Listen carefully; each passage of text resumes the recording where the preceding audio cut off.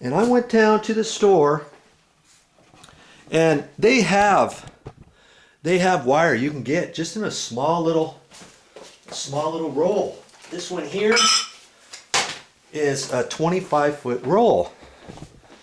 See there? And that's what I ended up getting. That says 12-2, and then it comes with ground. 12-2 means it's 12 gauge. Up here, 12-2, 25 feet. That means it's 12 gauge. There's 2 wires in there, black and white, but it comes with a ground, a separate ground wire. And it looks kind of like this piece here. This is an older one. You see? That's how it's going to look.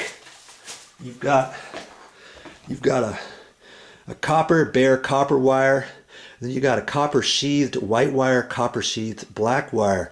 You see 12-2. Usually that means 12-2 with ground. Okay, so that's what I'm going to use. I got 25 feet. Now you can get that. I also had a roll that I just cut up, and I had a couple little pigtails left, and I got a 15-foot roll if you only need a little bit. And you can get this in a 50-foot roll. You can even get it 100 feet, and the biggest roll is like 250 feet. If you're working on a house, doing a home run, or wiring an entire house, you get rolls of this. And they do that same thing with 14 gauge wire. The 14 gauge wire, of course, that first number will say 14/2, and then it'll either say with ground, or generally that's how they do it. So you get 14-2 with ground, or 12-2 with ground. The 14-2 is a little bit thinner gauge wire, okay?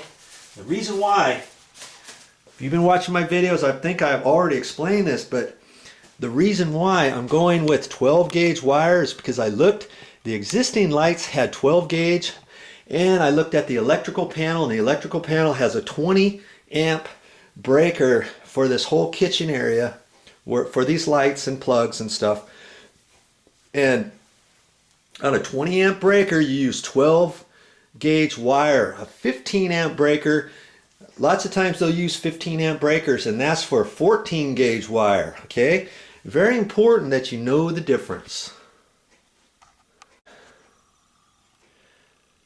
Now, just going a little bit further on that, if you have a 15 amp breaker, and let's say you don't have any 14 gauge wire, and you're tapping into an existing circuit, you can put 12 gauge wire on there.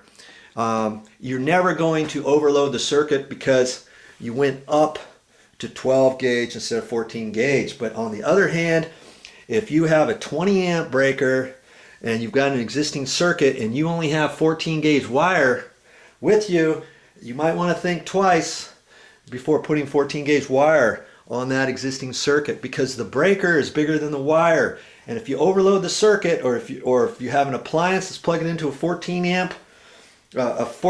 gauge wire onto a 15 amp breaker, or a 20 amp breaker, I'm throwing out too much information for you now.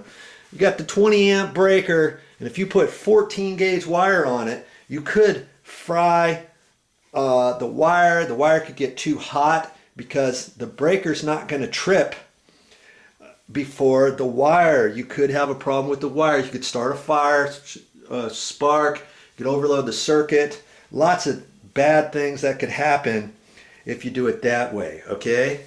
So just remember that.